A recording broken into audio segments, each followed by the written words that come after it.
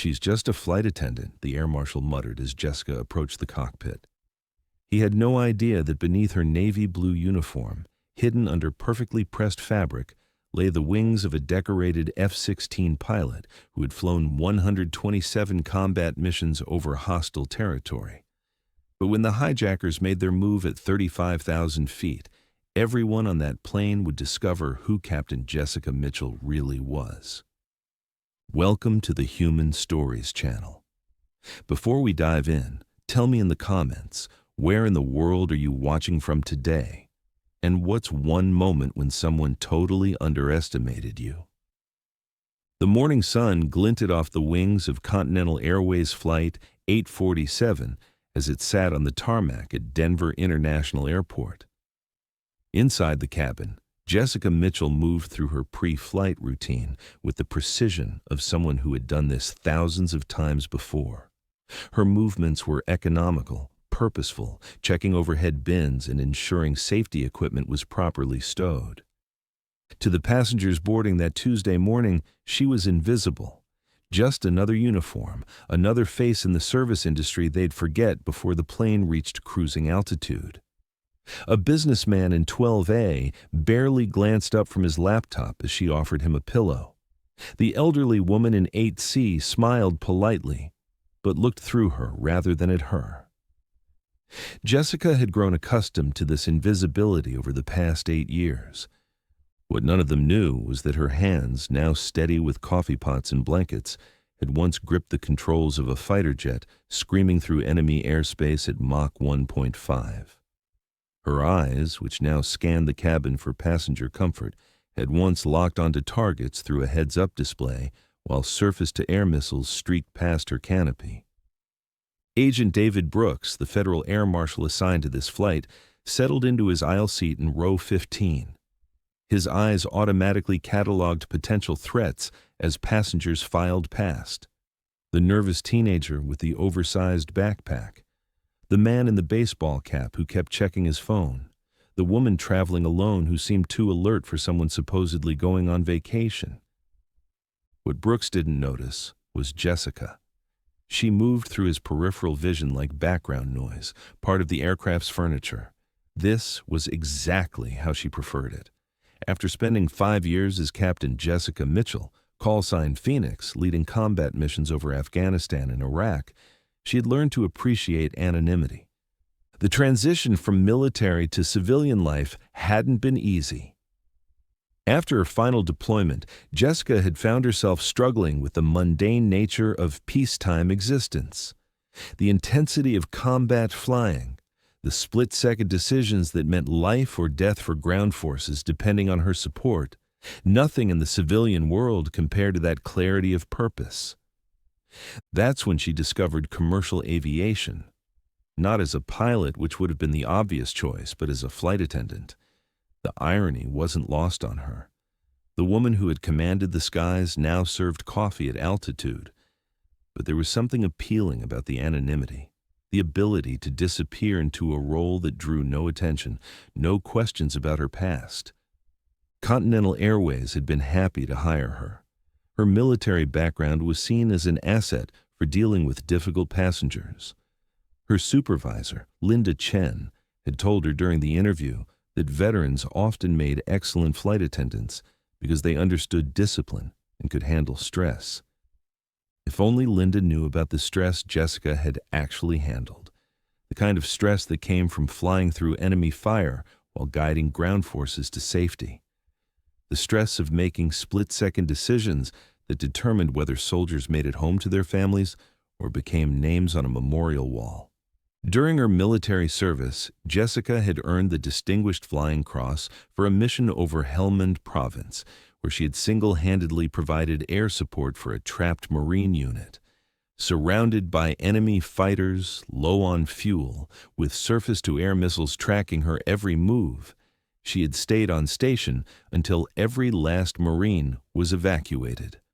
Her commanding officer had called it the finest display of combat flying he had ever witnessed. But the Jessica Mitchell belonged to another life, another identity.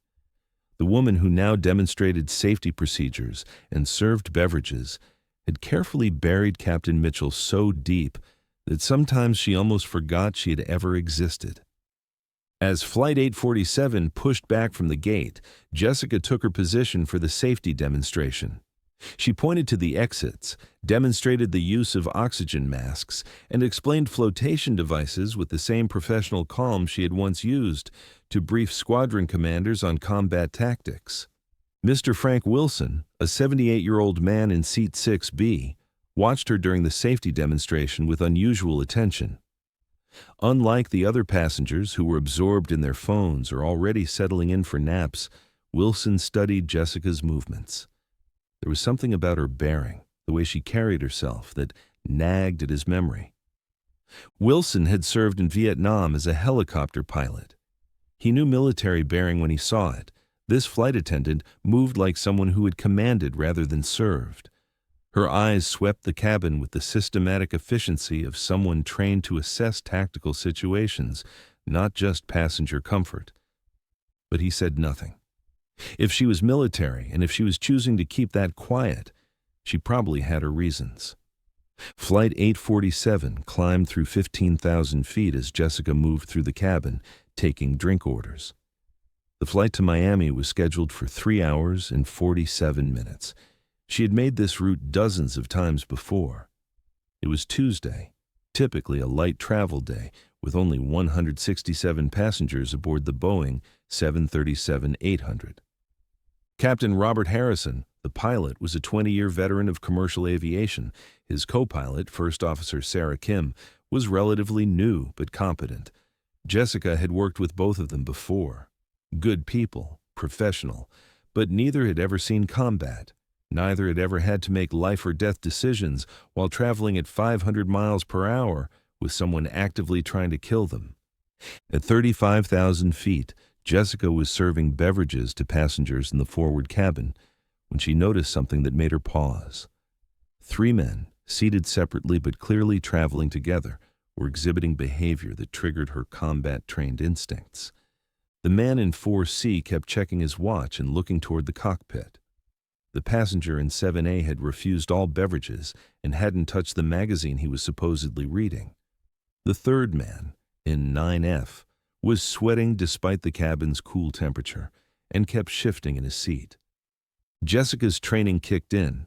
In combat, pattern recognition could mean the difference between completing a mission and being shot down. These men were displaying classic pre-action nervousness. They were planning something. She had seen this behavior before, during her second deployment to Afghanistan. A seemingly routine patrol had turned deadly when her squadron failed to recognize similar warning signs from hostile forces.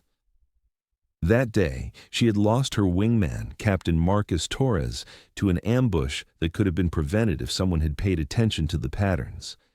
The memory of Marcus's final radio transmission still haunted her nightmares. "Phoenix, I'm hit. I'm going down." She had searched for him for hours, flying dangerous low-level passes over Taliban-controlled territory, but never found him.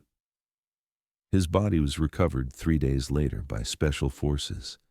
He had been 26 years old, engaged to be married, with a baby daughter he would never meet. That loss had taught Jessica that recognizing threats wasn't just about completing missions, it was about bringing everyone home. And right now, 167 people were counting on her to bring them home safely. She moved to the galley and keyed her phone to text Agent Brooks, but before she could send the message, everything changed. The man from 4C stood up and walked toward the cockpit. Jessica stepped into the aisle, ostensibly to offer him assistance, but actually to block his path. "Sir, can I help you with something?" she asked, her voice carrying the same professional tone she had used moments before. "Just stretching my legs," he replied, but his eyes were cold, calculating. That's when Jessica saw it. The other 2 men had also stood up. One was moving toward the rear of the aircraft, the other toward the middle. This was a coordinated action. "Sir, I'm going to have to ask you to return to your seat," Jessica said firmly. Instead of complying, the man lunged forward, trying to push past her toward the cockpit door.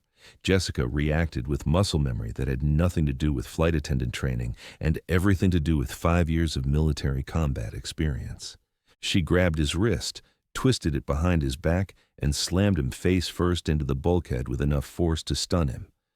The movement was so smooth, so professional, that several passengers initially thought it was part of some kind of training exercise. The man's accomplices realized their cover was blown. The passenger from 7A produced a knife and began moving toward the cockpit from the opposite aisle. The third man, from 9F, pulled out what appeared to be a small explosive device. Agent Brooks was already moving, but Jessica was closer to the immediate threat. As 7A approached with the knife, she did something that would have been impossible for a normal flight attendant, but was second nature to a combat pilot. She calculated angles, timing, and physics in a split second. She grabbed the coffee pot from the galley, still full of near-boiling liquid, and threw it with precision that would have impressed her old squadron mates. The scalding coffee caught the knife-wielding attacker full in the face, and he dropped his weapon as he screamed and clutched his burned eyes. Passengers were now screaming and trying to get out of their seats, but Jessica's voice cut through the chaos like a blade. "Everybody down! Stay in your seats! Now!" The authority in her voice was unmistakable. This wasn't a flight attendant making a polite request. This was a military officer giving orders in a combat situation. Even in their panic, passengers responded to that voice and dropped back into their seats. The third hijacker, the one with the explosive device, was shouting demands for the cockpit door to be opened. Agent Brooks was moving up the aisle, but Jessica was already in motion. She vaulted over a row of seats with athletic grace that spoke of years of physical training. The hijacker turned toward her, raising the device, but Jessica was already inside his guard. She grabbed his wrist and twisted it upward while driving her knee into his solar plexus. The device flew from his hand and skittered across the floor. Brooks reached them just as Jessica finished zip-tying the hijacker's hands with plastic restraints she had grabbed from the emergency kit. The entire confrontation had lasted less than 90 seconds. The captain's voice came over the intercom. "This is Captain Harrison. We have a situation under control. Flight attendants, please check in." Jessica keyed her phone to respond, but her hands were shaking slightly. Not from fear, but from adrenaline. It had been 8 years since she had been in a real combat situation, but the responses were still there, buried just beneath the surface of her civilian disguise. Agent Brooks looked at her with new eyes. "Ma'am, where exactly did you learn to do that?" Before she could answer, Mr. Wilson's voice came from seat 6B. "She's military. Air Force, if I had to guess. Fighter pilot." Jessica met his eyes. The old man smiled knowingly. "I flew helicopters in Vietnam. I know military bearing when I see it. Question is, what's a combat pilot doing serving coffee?" The cabin was now buzzing with whispered conversations. Passengers were looking at Jessica with a mixture of awe and curiosity. Her cover was blown, but in this moment, she found she didn't care. The businesswoman in 3A, who had been rude to Jessica during beverage service, now looked at her with something approaching reverence. "I had no idea," she whispered. "I'm sorry for how I treated you earlier." A young mother traveling with her infant son reached out and touched Jessica's arm. "Thank you," she said, tears streaming down her face. "You saved my baby's life." These moments of human connection reminded Jessica why she had chosen to serve in the first place. Not for glory or recognition, but for the simple truth that everyone deserved to make it home safe. Whether that was protecting soldiers on a battlefield or passengers in an airplane, the mission was the same. Captain Harrison's voice came over the intercom again. "Ladies and gentlemen, we're going to be making an emergency landing at the nearest airport. Please remain in your seats and follow all instructions from the flight crew." Jessica moved through the cabin, checking on passengers, but the dynamic had completely changed. People were looking at her with respect, with gratitude. Some were openly staring. The businessman from 12A, who had barely acknowledged her existence, now grabbed her arm as she passed. "Thank you," he said simply. "You saved our lives." As the plane began its descent, Jessica found herself thinking about the past 8 years. She'd chosen anonymity, chosen to hide from the person she had once been. But sometimes, the person you once were is exactly who you need to be. Mr. Wilson stopped her as she passed his seat. You know, young lady, there's no shame in serving your country, whether it's in a cockpit or a cabin. Thank you, sir, Jessica replied. What was your call sign? He asked. Jessica hesitated for a moment, then smiled. Phoenix. Wilson nodded approvingly. Rising from the ashes. Appropriate. 20 minutes later, Flight 847 touched down at Kansas City International Airport. FBI agents were waiting on the tarmac, along with paramedics and airport security. The 3 hijackers were taken into custody, and passengers were escorted to a secure area for questioning. Jessica found herself in a small conference room with Agent Brooks and 2 FBI agents. They wanted to know about her background, her training, how she had recognized the threat so quickly. I served 5 years as an Air Force pilot, she said. 3 deployments to Afghanistan and Iraq, 127 combat missions. I left the service 8 years ago. Why become a flight attendant? One of the agents asked. Jessica was quiet for a moment. I wanted to disappear. I wanted to be normal. I thought I could leave that part of my life behind. But you couldn't, Brooks said. It wasn't a question. No, Jessica admitted. I couldn't. When it mattered, when people were in danger, I became who I used to be. The FBI agents exchanged glances. Ms. Mitchell, we're going to need a full statement, but I want you to know that what you did today was extraordinary. You saved 167 lives. One of the agents, a woman about Jessica's age, leaned forward. I have to ask, why didn't you pursue a career in law enforcement or security after leaving the military? With your skills, you could have written your own ticket with any federal agency. Jessica considered the question. I tried to convince myself that I wanted a quiet life. No more life or death decisions, no more carrying the weight of other people's survival on my shoulders. I thought serving coffee would be peaceful. She paused, managing a small smile. Turns out, you can't run from who you really are. The other agent nodded. We see a lot of veterans struggling with that transition. The skills that make you exceptional in combat don't just disappear because you put on a civilian uniform. No, Jessica agreed. They don't, and maybe that's not a bad thing. An hour later, Jessica was finally released. She walked out of the airport into the Kansas City afternoon, expecting to find herself alone. Instead, she found Captain Harrison and First Officer Kim waiting for her. Jessica, Harrison said, I don't know what your plans are, but Continental Airways could use someone with your skills in a different capacity. We'd like to offer you a position as a flight safety instructor. Jessica looked at them, surprised. You want me to teach? We want you to teach other flight attendants how to recognize threats, how to handle dangerous situations, Kim said. What you did today isn't something you can learn from a manual.